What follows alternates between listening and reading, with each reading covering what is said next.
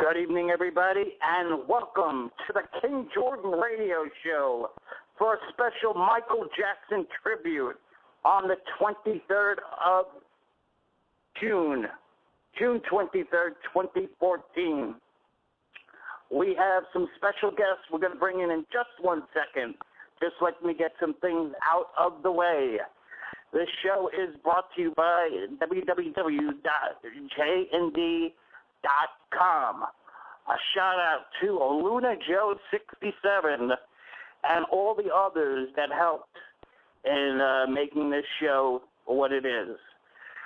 Ladies and gentlemen, our first guest of the evening is a former bodyguard of Michael Jackson. You've seen him come through when Mike was in court, and that's the man that would walk Mike, and he had a front row seat in the courtroom.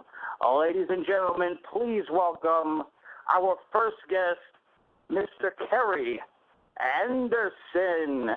Good evening, Kerry, and welcome to King Jordan Radio. How are you? Good evening, Jordan. How are you this evening? I'm doing okay. Good. I'm doing fantastic as well. Our next guest is going to co-host the show with us. He is Matt, and he YouTubes about Michael Jackson. He gets all the Michael Jackson facts right, and he joins us now. Good evening, Matt, and welcome to King Jordan Radio. Good evening, Jordan. How are you? Excellent. Our next guest has written a wonderful book called The Redemption, and she's working on a movie. Any misinterpretations of the 93 allegation you will find in that book. And I'm talking about the one and only, making her debut on King Jordan Radio, Miss Geraldine Hughes. Good evening, Geraldine, and welcome to King Jordan Radio. How are you? Good evening, and thank you for having me. I'm glad to be a part of this beautiful, wonderful show that you do, Michael. And how's everybody else? Okay, everybody that's on. Nope. I am fantastic. Okay, Kerry, let the listeners get a little bio of yourself so they know where you stand with Mr. Jackson. Well, I'm sorry, you talking to me? Kerry, if you could give us a little bio of yourself as it relates to MJ, what you did for him, and tell the listening audience, that would be great.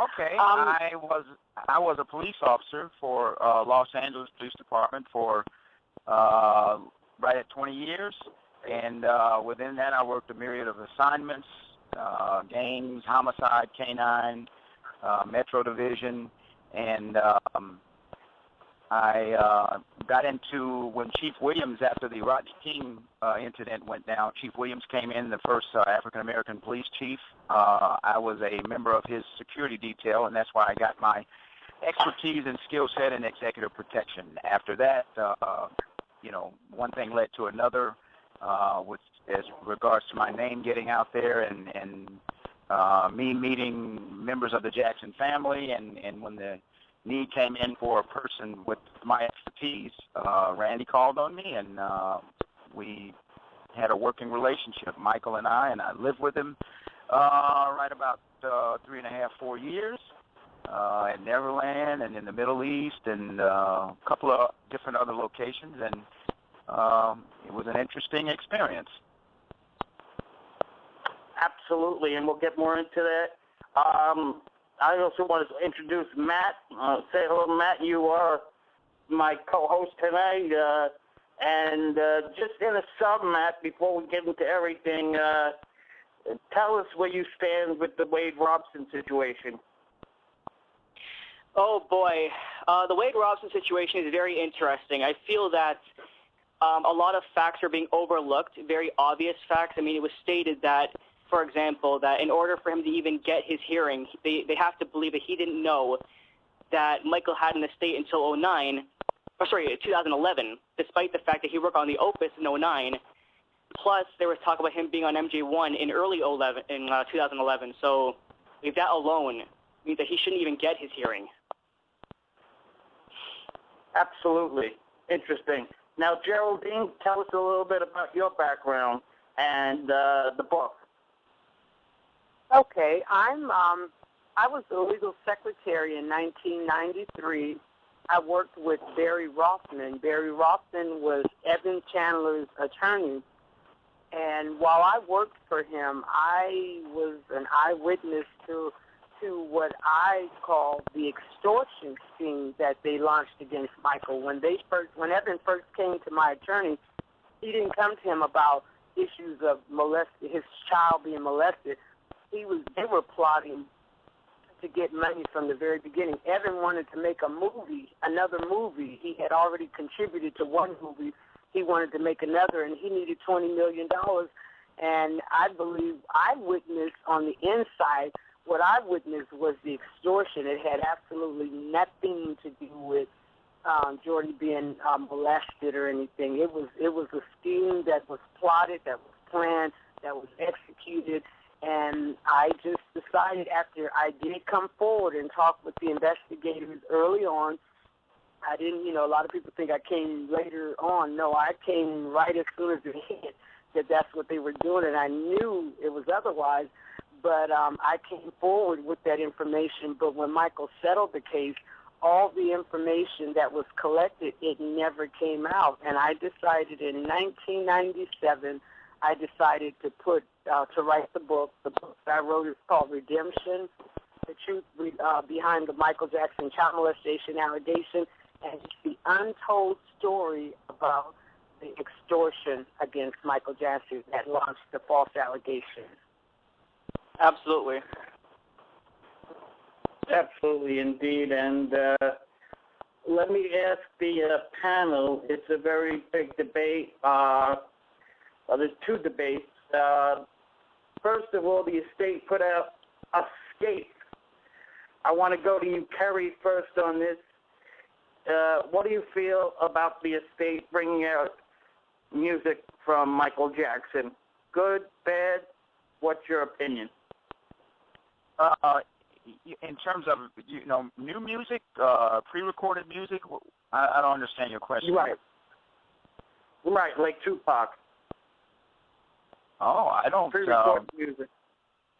I don't know. I never really thought about it. I love Michael's music, and I think the world loves his music. I think if anything that does not have a motive of love and it has a motive of money making and ill-gotten gain, I'm against that. And I don't know all the intricacies of it, but if as long as the motive is love and spreading his music and spreading his love, and I think it's okay. Matt, what's your thoughts on the Escape album? Was it a good idea, bad idea, and if so, why? I think it's a good idea, but it obviously has negative aspects to it. I mean, it's blatantly obvious. We know that Michael Jackson did not like Sony. Even despite the fact that he did sign a new contract with Sony in 2007, people do say it was forced upon him and he didn't want to do it, but he had to for Throw 25. But even if we overlook that, I think Sony actually did try hard with the Escape album after they kind of messed up with the Michael album. I think they put in genuine effort. They brought in people who Michael worked with in the past. I think that it brought back, a lot of memories. The younger generation is now hearing him. Like there's a lot of people who aren't even really fans, but they love the Escape album. So it's keeping his legacy alive, and I support that. Absolutely. Mrs. Geraldine Hughes, what's your thought on Escape, the new album that came out shortly? I think it's a good thing right now. Now that we, a lot of us are past the initial shock of losing Michael. A lot of us are past the pain of losing him.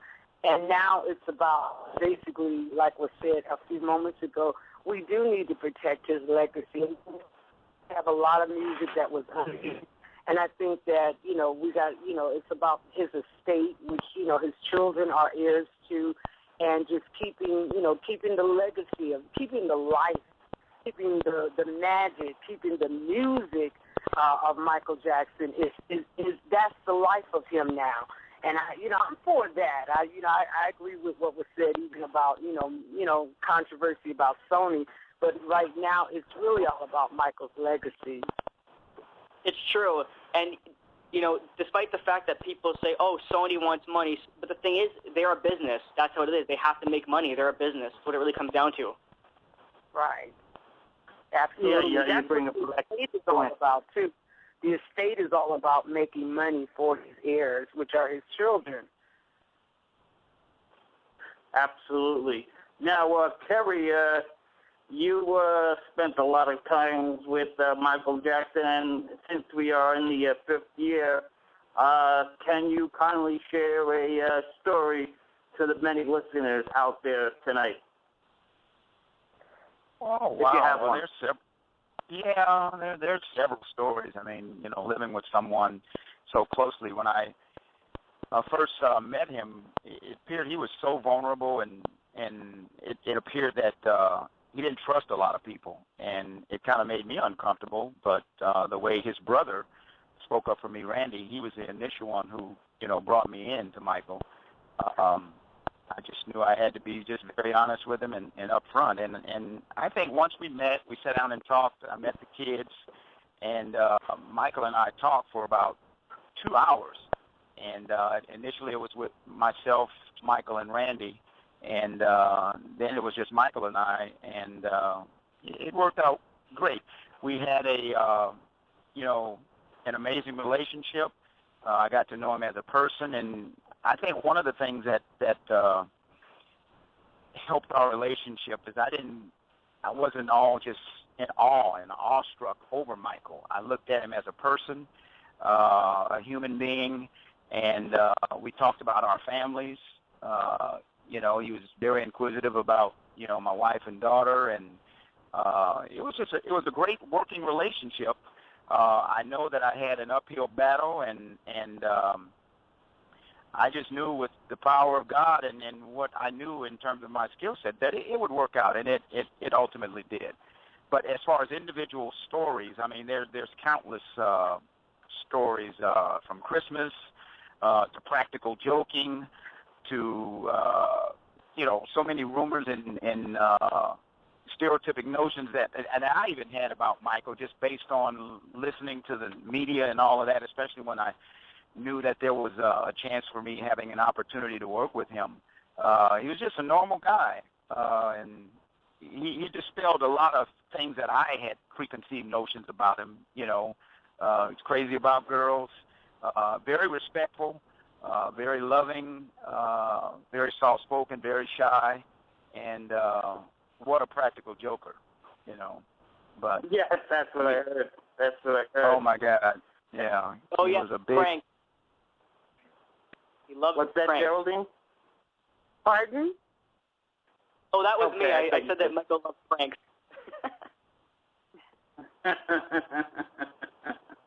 Okay, he was- another thing is that. Go ahead, Terry. I'm sorry. No, go ahead. I'm sorry. Okay, I wanted to talk about another, issue some Michael Jackson fans had, and that was the hologram. And, Matt, I want to go to you first on this issue. Give me the pluses and the minuses of that hologram, and what do you think of it? Well, the hologram, it's rumored that it was performed by Ernest Valentino, the MJ impersonator, and based on his movements, it most likely was because, for example, like the toe stand, him pointing to his feet, only Ernest does that, and Michael has never done that during a toe stand. It made the movements, and the moonwalk was terrible. The face was different, but that was, they actually digitally remastered the face, but not from the neck down. As far as the idea goes, however, I do support it. I think it was a great idea. It definitely brought back, memories. It was, a new routine. People loved it. In fact, the non-fans liked it more than the fans did. So, I mean, as far as worldwide, reaction, people loved it. But I guess the fans didn't because they're comparing it to how Michael Jackson was for real on stage, and it was a big difference, honestly. But the idea and the actual performance itself, I really enjoyed it, and I think it was a good idea. Despite the minor mistakes. Absolutely. Geraldine, what was your thoughts on the hologram? Did you see it? I did. I thought it was kind of creative on their part, and just the thought that they would think to do that we would really embrace it. But for me, it was a little. I want to see. I want to see the real Michael. I don't mind seeing things that he's already done, his past videos. And I think I would have been, but with the new music, I guess they were trying to be creative with that. But for me, I would rather just see the real Michael, in past videos. And I would hope that they would, bring that forward as opposed to trying to recreate, because I don't know, that just brings, I think trying to recreate Michael, knowing that he's gone, it just brings, a lot of people are having a hard time dealing with that, But I don't have a hard time dealing with watching a video that he actually did when he was here, Absolutely. Kerry, what's your thoughts on the hologram? Well, I don't know. I looked at the reaction of the people that were in the audience, and I only saw it from the news, but they seemed to have enjoyed it thoroughly. And I think there's only going to be, with the people that really knew him, personally knew him, and some of his fans did, and, some of the fans will never like anything like that. They want the real Michael. But, I looked at the reaction of the people. The people really enjoyed it, and I think what Matt said is that, some of the people that didn't really know him or not the old-time fans, they didn't really care for it, but some of the newer fans did. I'm like, whatever, if technology can, put his face up there and do a good show, then that's cool. With regards to the impersonators, I really don't know all the intricacies of, who it was or how the hologram was done, but the part that I saw, I enjoyed it. I talked to my wife. She thoroughly enjoyed it, so I think I got kind of like mixed reviews on it. There was actually even rumors, I'm not sure if it was the estate or if it was a fan rumor, but they're even talking about putting the hologram out to do an entire worldwide tour. And I think that's a good idea for fans who never saw him live. Like me, I never saw him live. So, a worldwide tour as a hologram would actually be kind of cool, to see it like straight up, even though it's a hologram. But if they do it, I would want them to do it correctly. I want the dance moves done right. I want the entire feel of Dangerous Tour and Bad Tour and History Tour. I don't want something just thrown up on a screen and, done by an impersonator or done very weak, Yeah. Absolutely right. You bring a very good point up. Okay, we're going to go to the phones now. If you do have a question, please shut your computer off so we don't echo A. And B, you can call back to speak to Tom Mesereau after. So let's go to the phone. Let's go to 314. Please state your name and where you're calling from. 314, it's your turn. Go ahead, 314, you're on. Okay, let's try somebody else. Let's go over to area code 661. That should be Callie. State your name and where you're calling from. 661. Okay. Let's try another call. Let's go out to another 314. 314, it's your turn. Please state your name and where you're calling from. Oof, I might have something wrong with these phones. Let's see. Let's go out to, I know who this one is, 787. I believe this is Daniel from Puerto Rico. Daniel, is that you? Yes, can you hear me? There we go. Yes, hello. Okay. Hi, everyone. Nice to hear you again, Jordan. Hi, Matt. I think Matt knows me. Hello. Yes, I think I've seen you on Twitter. Yes. We spoke a while ago, too, on webcam with Natalie. Yes, I recall. That was fun. Yeah. Okay, you have a question. Well, not a question per se, because I was waiting for Tom, but did you say we can or we can't call back when he comes on? You absolutely can. You want to have a comment? Oh, yeah. Okay. Well, I just wanted to know about the current thing with his Just the same with Wade Robson and James Safechuck, who are adding their thing. He's his own. He's trying to join him on this lawsuit he's doing, and and Matt is pretty well aware of this too.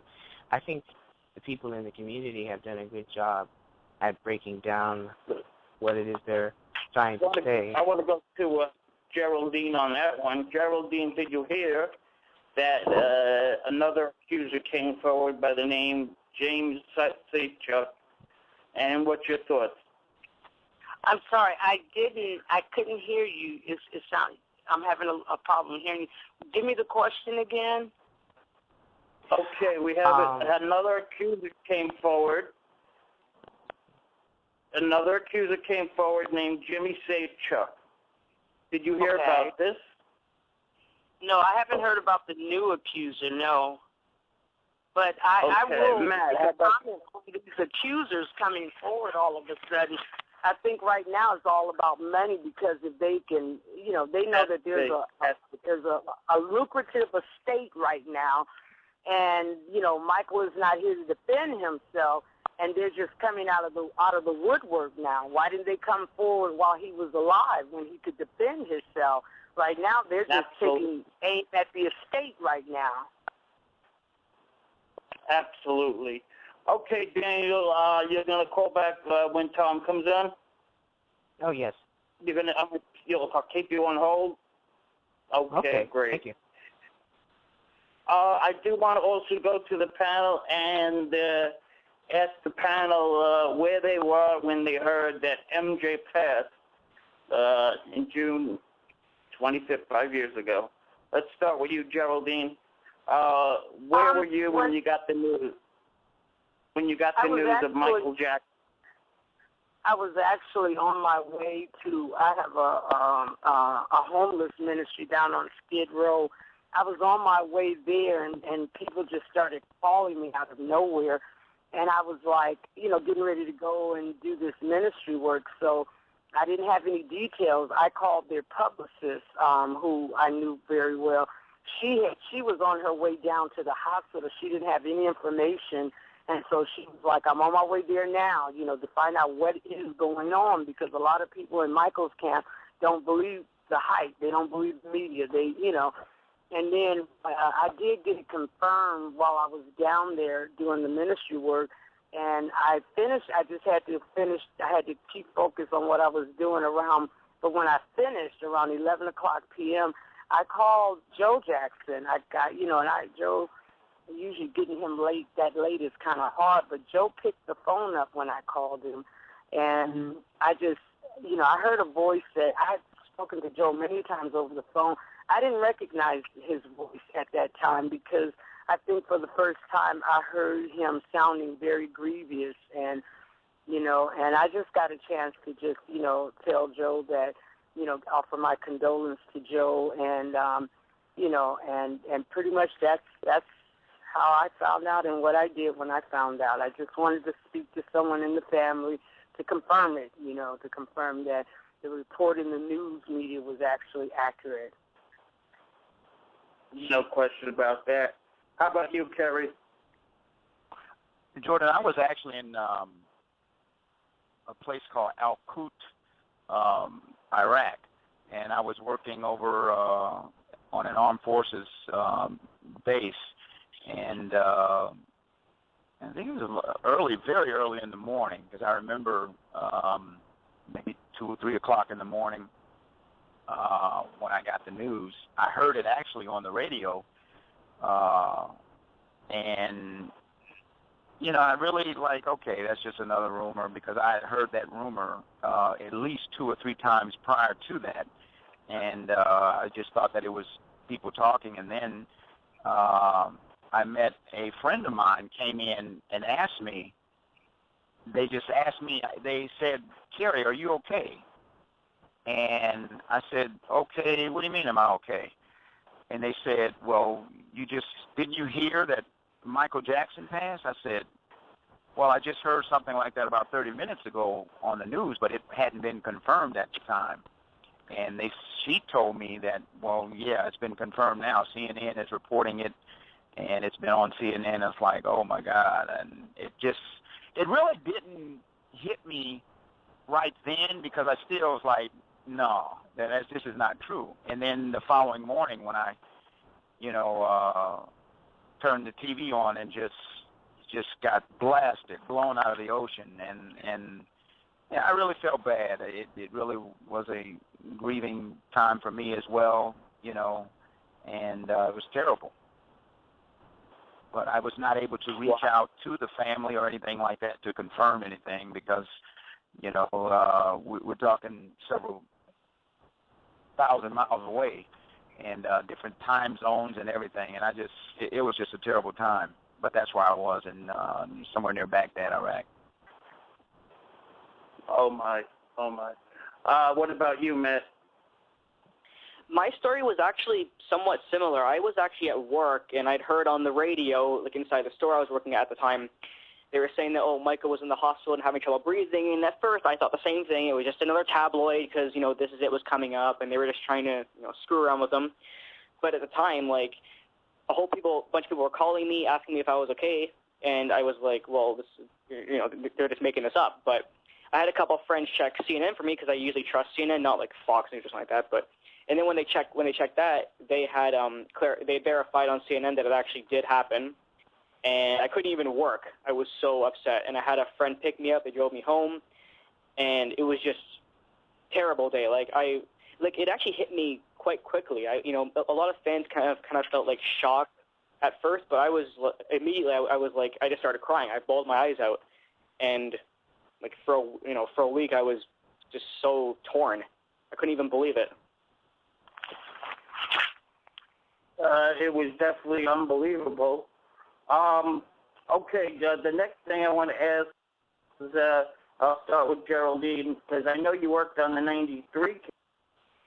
And the question is, what did you think of the 2005 case and complainant?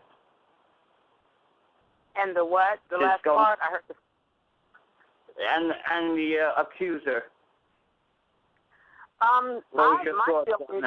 My feelings on the 2003 case, it never should have taken place.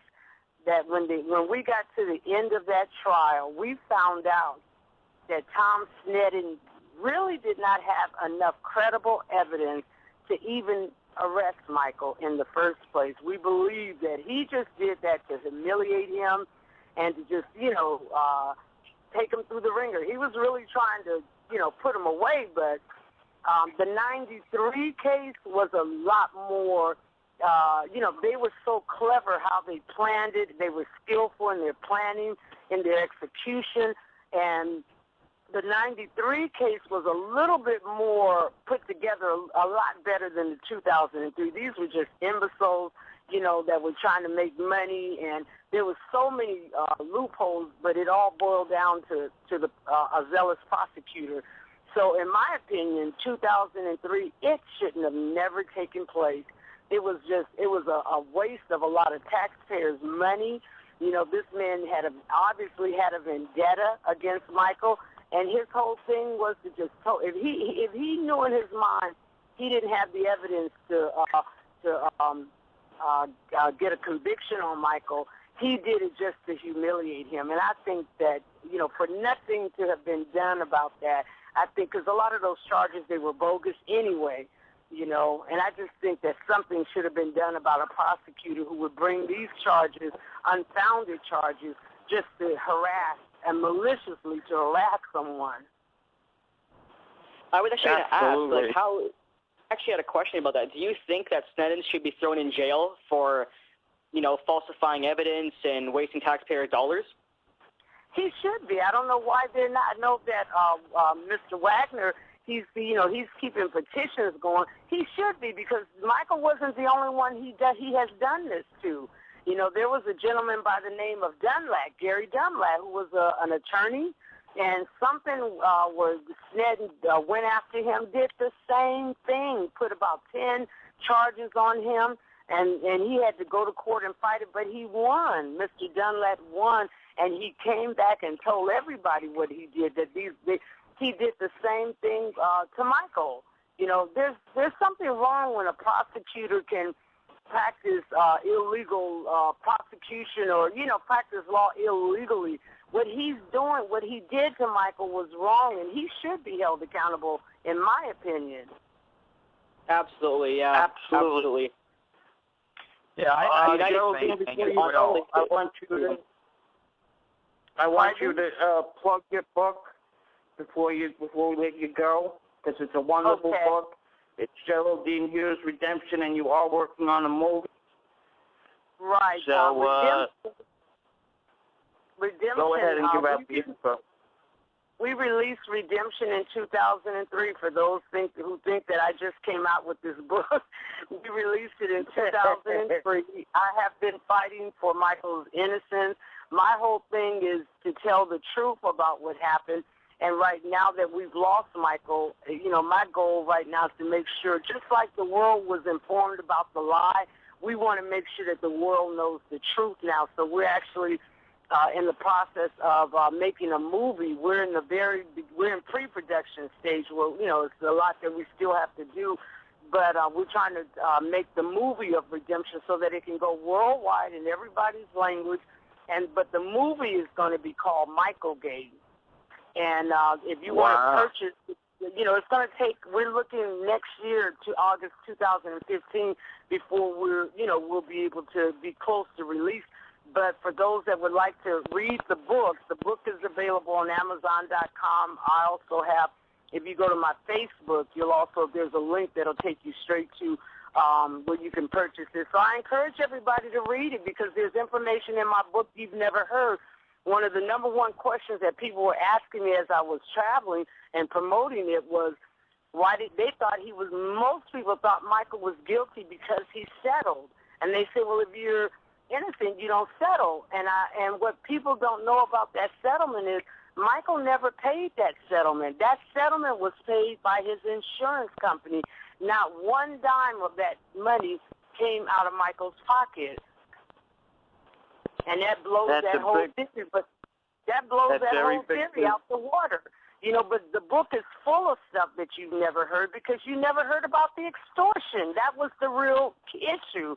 It had nothing to do with child molestation. So a lot of people are really shocked to find out the truth because the truth hasn't been told. You haven't heard the real story. And the real story is it was an extortion scheme against Michael. The child molestation was just to ruin him because he refused to pay them the $20 million.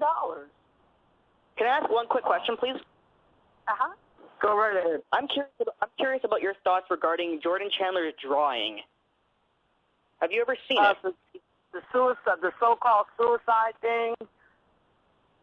No, the drawing that Jordan about Jordan drawing the genital picture. The drawings of the genital pictures were not a match. Is that accurate? It was not a match. That's why. See, and that's another thing people need to know. Michael was never he was never indicted in '93 because all they had was the word of Jordy. That was it. They didn't have nothing else to corroborate with him. And if they did, they would have because they had 4 different agencies that were investigating. They had Santa Barbara Sheriff, LAPD, LA, Los Angeles Sheriff, LAPD, and we later found out that the FBI even did a probe. They didn't have enough to even arrest him in '93. And everything that was going on back then was a plot. So I'm suspect of anything that he was doing. But I think if it was a match, that would have given them something. But the fact that they didn't indict him and they never brought him up on charges on that shows that they had nothing. It had nothing to do with the settlement. The settlement was civil. This was a criminal investigation. Yeah, and also during those times, the FBI had also followed Michael for years, and they found nothing, absolutely nothing. They found nothing. And if Michael was truly, I will end by saying this, if Michael Jackson was a child molester, he would not have walked out of the courtroom in 2005 because that prosecutor they did unprecedented thing. I've never heard of them bringing in a case They brought in the witnesses from 93, even though he wasn't even indicted. That he was never indicted on that.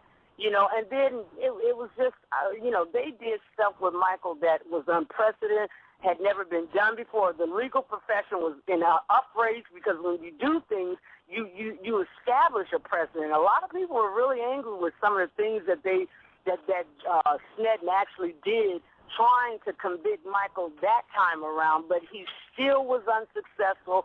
And the reason he was unsuccessful is because Michael Jackson was not a child molester. He was the victim of an extortion scheme.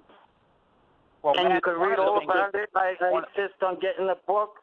Geraldine and Matt, I want to thank you guys for joining us for the first half of the show. Hope you guys will come back again. Thank you so much. Thank you so much, Jordan. Geraldine. We will have you again, definitely. Okay, Geraldine? Thanks, Geraldine. Look forward to meeting you. You too. Thank you so much. Absolutely.